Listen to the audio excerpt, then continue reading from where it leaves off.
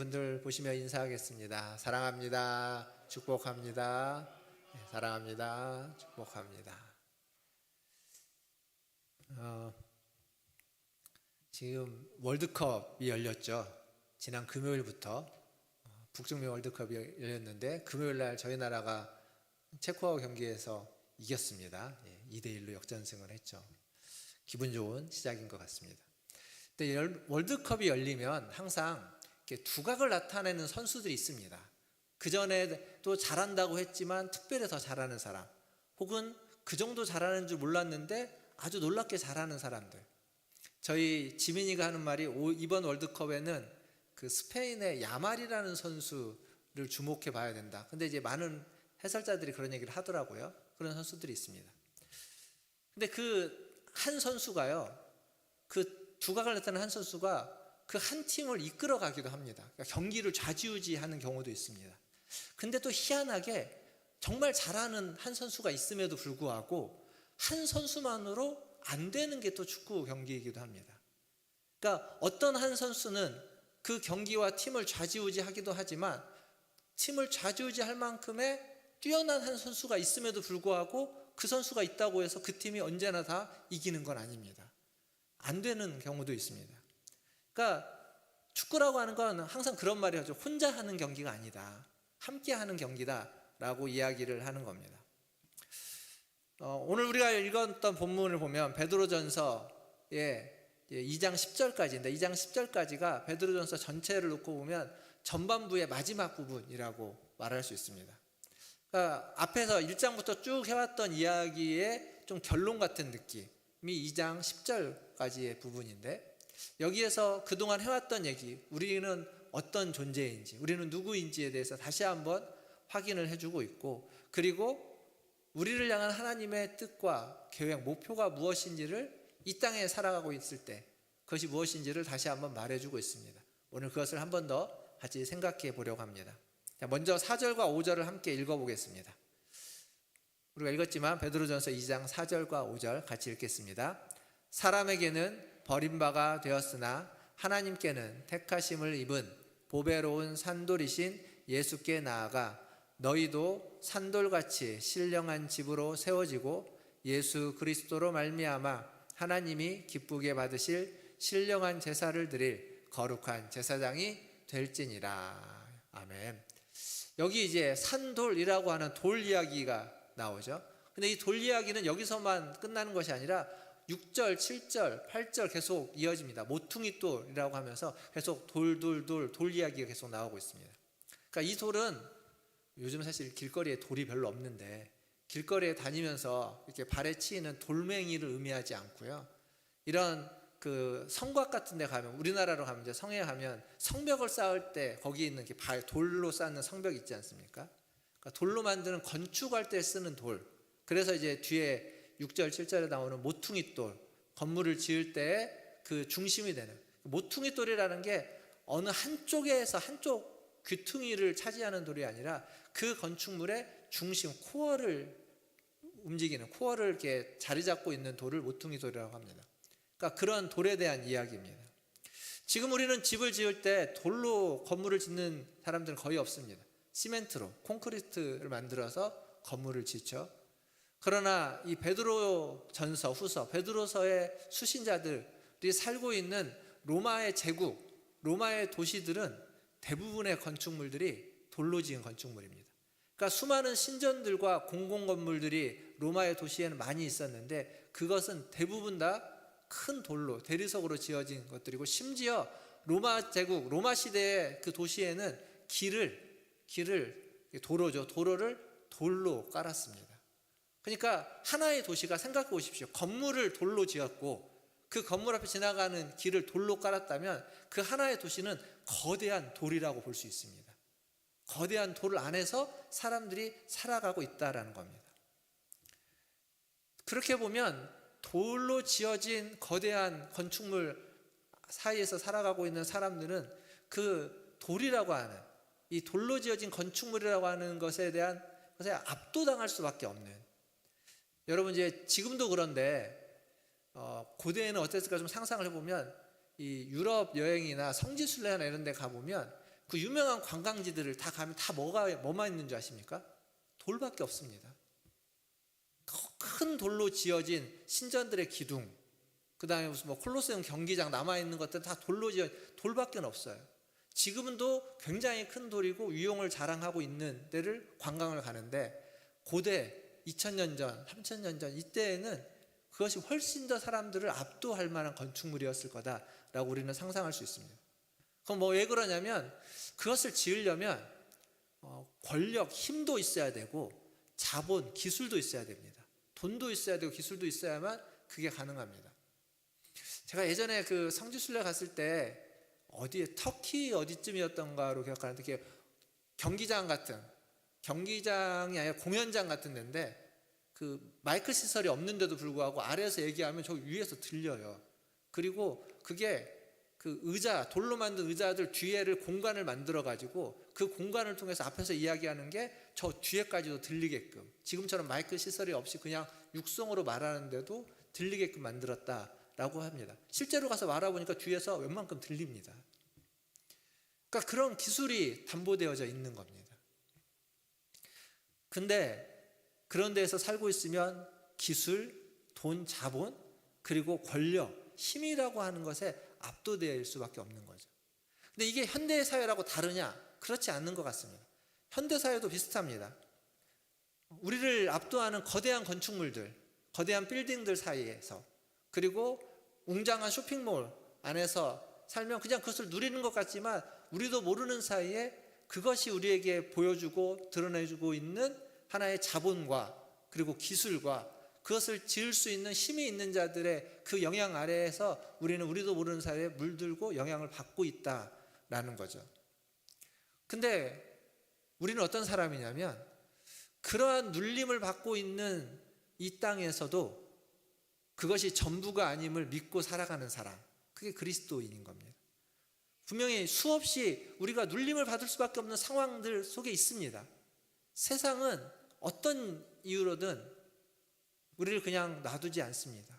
근데 우리는 그것을 받아내면서도 그게 전부는 아니다라고 믿고, 알고, 믿고 버텨낼 수 있는 힘을 하나님이 주시는 존재들이다 라고 하는 사실을 잊지 말아야 됩니다. 그래서 결국 이 돌들의 이야기, 지금 베드로 사도가 말하고 있는 이 돌들의 이야기는 세상의 힘과 자본, 돈으로, 권력으로 지어지는 건축물의 이야기가 아니라 산돌이라고 하는, 모퉁이 돌이라고 하는 하나님이 지어지는, 오늘 성경에 보면 신령한 집이라고 이야기하고 있죠. 영적인 건축, 영적인 집을 무엇으로 어떻게 지어낼 거냐라고 하는 이야기를 하고 있는 겁니다. 자, 앞에서 우리가 읽었던 4절을 다시 한번 보면 예수님을 보배로운 산돌이라고 표현하고 있습니다. 보배로운 산돌이신 예수께 나아가자, 그렇게 표현하고 있죠. 근데 그 앞에 뭐라고 되어 있냐면, 사람에게는 버림바가 되었다, 사람에게는 버려졌다, 그러나 하나님이 택한 보배로운 산돌이신 예수께 나아가자. 누가복음 2장 51절 52절 맨 마지막에 가면 하나님과 사람에게 사랑스러워 가신다고 하는 예수님의 어린 시절 모습이 나옵니다. 너무 좋죠. 사람과 하나님에게 인정받을 수 있다면 동시에. 그러나 방금 우리가 읽었던 구절에 있는 베드로 사도가 보기에 예수님은 사람에게는 버려졌다, 그러나 하나님께는 택하여졌고 인정받았다라고 이야기하는 겁니다. 모두에게 인정받으면 좋지만 그러지 못할 수도 있습니다. 예수님도 그랬습니다. 우리도 마찬가지겠죠. 모두에게 인정받으면 좋지만 그러지 못할 수도 있습니다. 혹 그러지 못한다고 너무 아파하거나 너무 힘들어하지 마시기를 바랍니다. 그런데 여기 예수님을 산돌이라고 비유하고 있습니다. 산돌.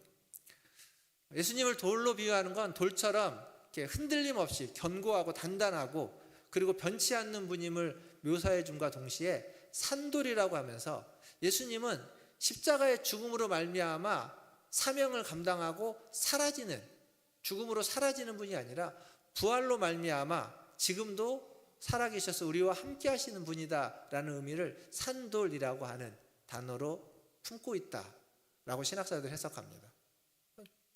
좋은 탁월한 해석이라고 생각합니다.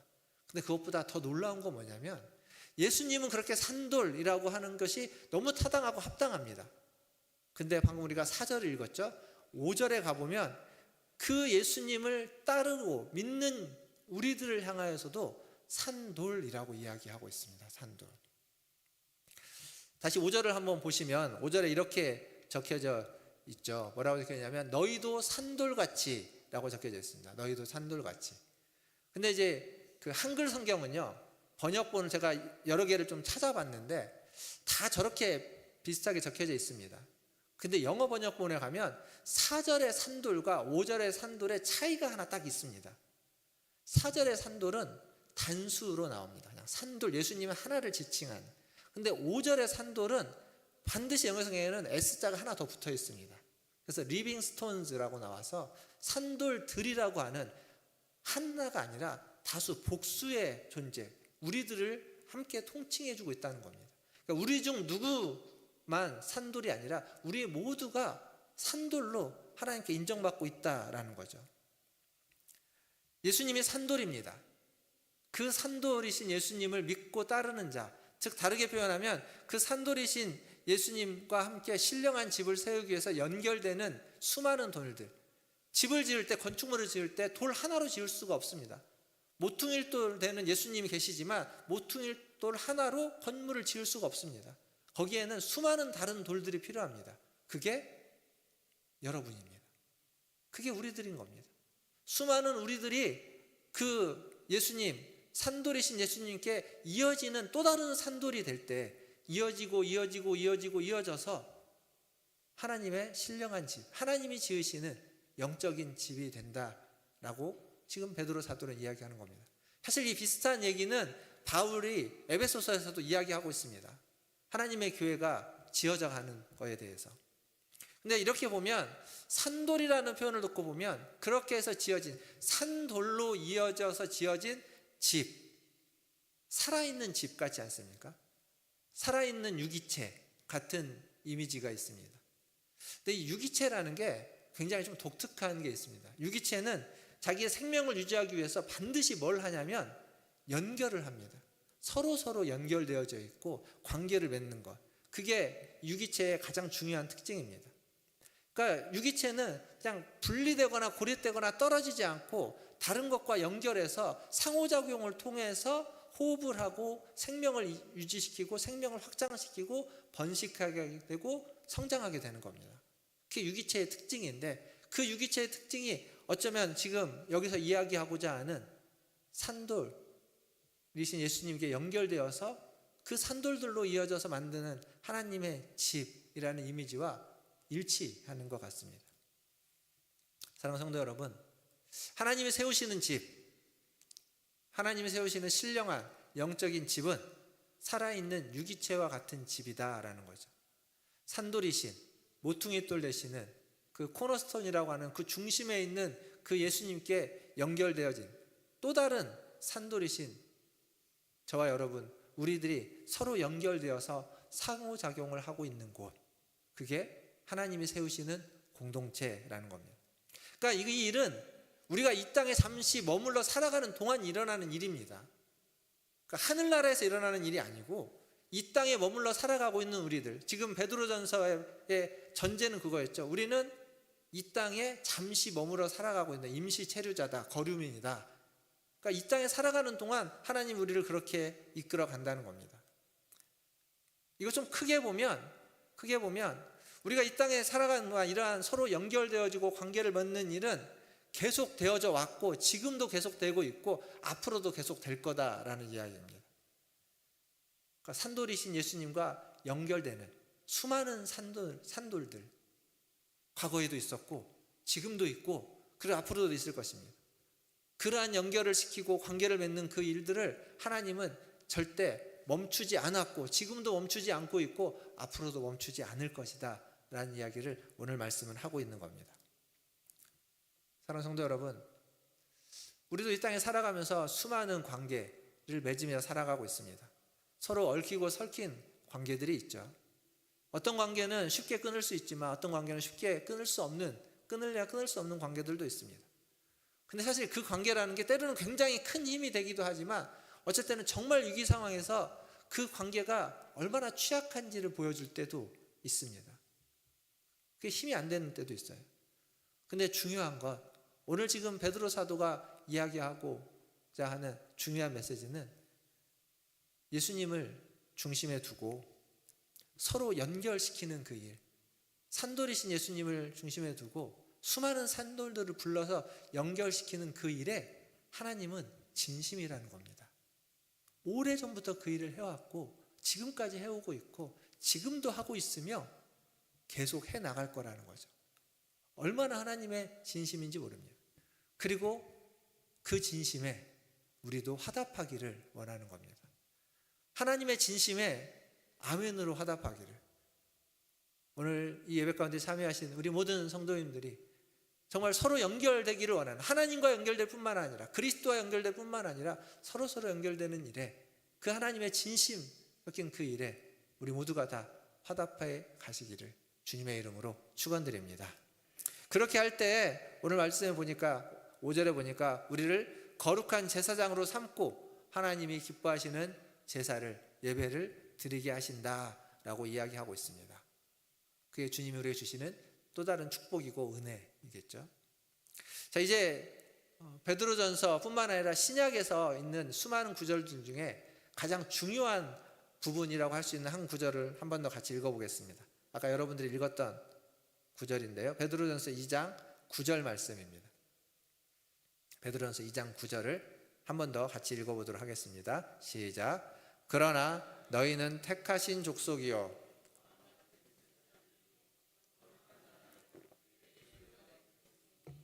이는 너희를 어두운 데서 불러내어 그의 기이한 빛에 들어가게 하신 이의 아름다운 덕을 선포하게 하려 하심이라. 아멘. 이 베드로전서 2장 9절은 출애굽기 19장에 있는 말씀을 인용하기도 하고 조금 약간 바꾸기도 한 구절입니다. 19장 4절부터 6절까지 말씀인데요. 그러니까 그 내용은 이것도 한번 읽어보겠습니다. 19장 4절, 5절, 6절, 3절인데 같이 읽어보겠습니다. 시작. 내가 애굽 사람에게 어떻게 행하였음과 내가 어떻게 독수리 날개로 너희를 업어 내게로 인도하였음을 너희가 보았느니라. 세계가 다 내게 속하였나니 너희가 내 말을 잘 듣고 내 언약을 지키면 너희는 모든 민족 중에서 내 소유가 되겠고 너희가 내게 대하여 제사장 나라가 되며 거룩한 백성이 되리라. 너는 이 말을 이스라엘 자손에게 전할지니라. 아멘. 여기 마지막 6절 말씀이 인용된 부분이라고 할 수 있죠. 근데 앞에서부터 내용입니다. 결국 이 얘기는 뭐냐면 그 하나님이 이스라엘이라고 하는 그 나라를 지금 출애굽시켜서 할 수 있는 말씀인데, 원래 작은 한 민족의 한 부족에 지나지 않았던 그들을 하나님이 택했다는 겁니다. 그리고 애굽 땅에서 그들을 다시 불러내는 거예요. 그들의 힘으로 스스로 나올 수가 없으니까 아까 독수리가 어미가 그를 품어서 안아서 옮겨내는 것처럼 하나님이 그렇게 옮겼다는 겁니다. 아브라함의 후손, 어찌 보면 작은 부족에 지나지 않은 그들을 그렇게 옮겨서 무엇을 삼으려고 하냐면 하나님의 제사장 나라를 삼으려고 한다라는 거죠. 이 얘기는 뭐냐면 하나님은 평범한 자들, 아니 어찌 보면 평범한 것보다도 못한 이들을 부르셔서 위대한 사명을 만들고 있다, 사명을 주고 있다라는 겁니다.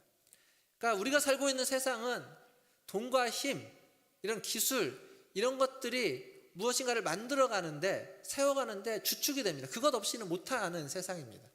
그러나 하나님은 그것이 하나도 없는 자들, 그것이 하나도 없는 사람들, 그들을 불러서 그들에게 하나님의 그것으로도 만드는 것보다 훨씬 더 크고 위대한 신령한 집을 만드는 놀라운 일을 맡겨주신다라는 거죠. 전혀 다른 방식으로 일하신다는 겁니다. 사실 구약의 이야기도 다 이 이야기이긴 한데, 그렇게 해서 이스라엘 민족이 부름받았고 선택받아서 하나님의 인도하심을 받고 나아가고 있는데, 그들은 하나님의 그 약속을, 하나님의 그 언약을 저버리고 하나님께 항상 실망만 안겨드렸죠. 하나님을 의지하고 믿고 따르고 순종하기보다는 하나님을 무시한 것으로 많은 이야기가, 구약의 많은 부분이 채워지고 있다는 겁니다.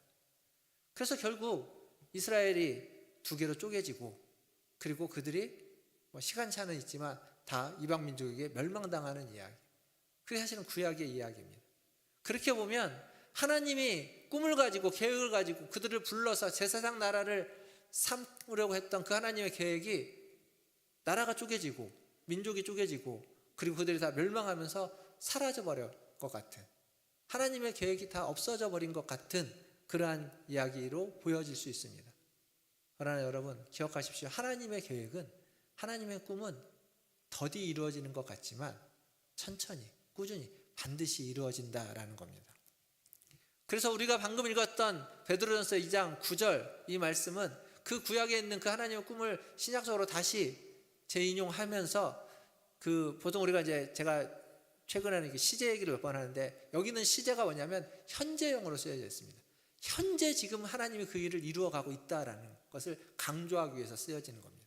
너희가 그런 나라가 이미 되었다라고 하지 않고 너희가 그런 나라다라고 지금 현재형으로, 그러니까 하나님의 그 일이 현재 이루어지고 있는 일이다라는 거죠. 이 9절에는 한 4가지의 우리가 알아야 되는 정체성을 담고 있습니다. 근데 이제 4가지를 하나하나 다 설명하는 건 오늘 구역예배지를 보시면 뒷면에 말씀 나눔 읽을 거리라고 제가 적어놓은 게 있습니다. 거기에 이 4가지에 대한 설명을 좀 더 담아놨습니다. 구역예배 함께 하시는 분들은 그걸 읽으시는데 그 4가지는 이겁니다. 택하신 족속이다. 우리는 택하신 족속이다. 그리고 왕같은 제사장. 왕같은 제사장이라는 번역보다는 그 출애굽기에 있는 제사장 나라로 우리를 불렀다. 이게 훨씬 더 적합한 번역입니다.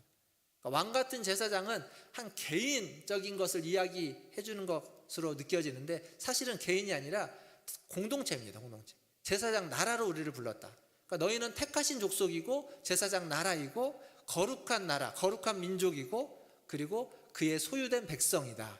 이 4가지가 이 9절에서 우리가 어떤 존재인지를 강조해주고 있는 표현입니다. 구체적인 설명은 그때 구역 예배하면서 좀 참고를 해주시고, 이런 하나님의 백성, 이런 하나님의 공동체 속에서 우리가 발견하는 놀라운 건 쓸모없는 돌들을 불러서 산돌이 되겠다라는 겁니다. 약한 돌들을 불러서 크게 쓰고 있다라는 겁니다. 그리고 쓸 때 뭘 위해서 쓰냐? 아까 우리가 했던 2장 9절 뒤에 가보면 우리를 어두움에서 불러내어서 그의 놀라운 빛에, 기이한 빛에 들어가게 하고, 그리고 그렇게 우리를 불러내신 그 하나님의 아름다운 덕을 선포하도록. 그러니까 그렇게 불러내어져 본 자는 자기가 그것을 이야기하지 않을 수 없게 되는 겁니다. 그게 지금 2장 9절이 말해주고 있는 겁니다. 이렇게 해서 하나님은 하나님의 공동체를 세워나가고 있다. 그리고 그 일은 오래전부터 계속 해왔고 지금도 하고 있고 앞으로도 하실 하나님의 놀라운 일이다. 그러니까 우리가 그 하나님의 진심 섞인, 하나님이 정말 하고자 하는 그 간절한 일들에 우리는 부름받았습니다. 산돌들로 이어짐을 받았습니다. 이게 우리가 그 부름받는 말에 순종해가는 삶이고 우리는 그 하나님의 진심에 화답해야 된다라는 거죠. 사실 우리가 살고 있는 시대는 시대 정신이 개인주의입니다. 물론 개인주의가 나쁘지 않습니다. 지난 고대 사회, 고대 사회까지도 아니죠. 우리나라에 몇십 년 전만 해도 개인보다는 공동체가, 전체가 훨씬 더 중요했습니다. 그래서 개인의 희생을 통해서라도 단체를, 사회를, 나라를 살리는 게 훨씬 더 중요했던 시대입니다. 그러다 보니까 수많은 개인들의 희생이 있었습니다. 그것을 개인들의 희생으로 인정하면서 세워지는, 무시된 개인의 어떤 그런 인권을 존중해주는, 재발견한다는 의미에서 굉장히 중요한 겁니다. 그러나 극단적인 개인주의로 치우치는 건 또 다른 사회 체계를 이렇게 망가뜨리는 현상을 나타나게 됩니다.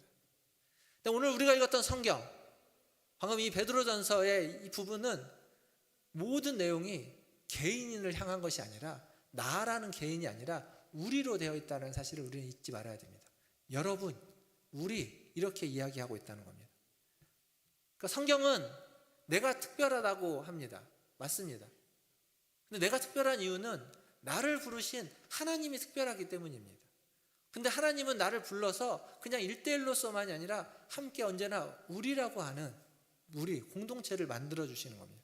그 공동체 속에 있을 때 그 하나님의 특별하신 사랑 가운데에서 특별한 존재가 되는 거죠. 베드로전서 1장 1절에 가보면 이런 표현이 있습니다. 택하심을 입은 자라는 표현이 있죠. 택하심을 입은 자. 그 택하심을 입은 자라는 표현이 지금 오늘 우리가 읽었던 2장 9절에 이제 네 가지로 다시 다르게 좀 표현돼서 나오기도 하는데, 2장 10절에 가면 어떻게 나오냐면, 너희가 전에는 백성이 아니더니 이제는 하나님의 백성이요, 너희가 전에는 긍휼을 얻지 못하였더니 이제는 긍휼을 얻은 자다 라고 하면서 전과 지금을 나누고 있습니다. 택하심을 받았다는 건 그겁니다. 말씀을 맺으면서 제가 앞에 축구 얘기했습니다. 축구는 혼자 하는 게 아닙니다.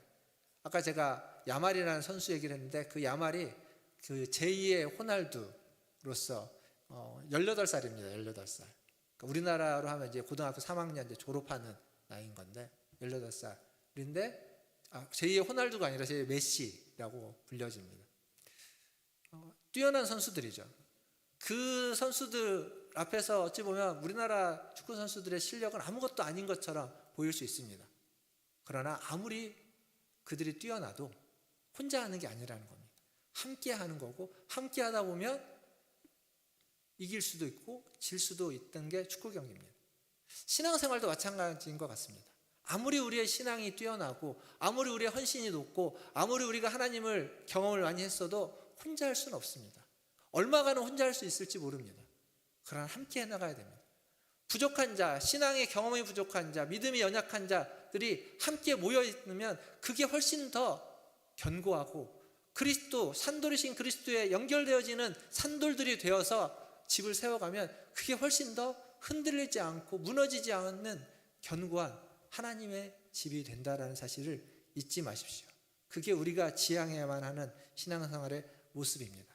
물론 절대 쉽지 않겠지만, 그럼에도 불구하고 하나님이 우리와 함께 하시는, 그의 소유된 백성이다, 하나님이 책임져 주신다라고 하는 약속의 말씀을 믿으시면서 하나님 앞에 오늘 또 믿음으로 살아가시는 택하신 족속으로, 제사장 나라로, 거룩한 민족으로, 하나님의 소유된 백성으로 살아가는 저와 여러분 다 되시기를 주님의 이름으로 축원드립니다. 기도하겠습니다. 오늘 말씀을 기억하면서 하나님이 나를 어떤 존재로 불렀는지, 예수님이 산돌이십니다. 근데 우리도 그 예수님처럼 산돌로 부르고 있다는 겁니다. 그렇게 불려지고 있고 그렇게 부르고 있습니다. 그 하나님 앞에 그 예수님과 우리가 떨어지면 안 되겠죠. 근데 나만 산돌이 아니라 우리를 산돌들로 함께 부르고 있다는 사실 또한 잊지 마시기 바랍니다. 그래서 주님과 연결되는 것만큼 다른 사람들과도 함께 이어지고 연결되어야 한다라는 거죠. 오늘 기도하실 때, 오늘 구역 예배가 있는 날이죠. 구역 예배를 드릴 때 구역 식구들과 함께 연결되는, 함께 나누고 서로를 위해서 기도해 주면서 함께 서로 힘이 되고 격려가 되고 위로가 되는 그러한 구역 예배를 드리기를 원합니다. 이 시간 기도할 때는 말씀을 기억하면서, 주님, 내가 주님과 연결되어져서 주님이 산돌인 것처럼 나도 산돌로 살아가게 하여 주시옵소서. 뿐만 아니라 다른 산돌들과 함께 연결되어져서 하나님의 신령한 집을, 영적인 집을 세워져 가는 일에 한 부분을, 한 귀퉁이를 감당할 수 있게 하여 주시옵소서.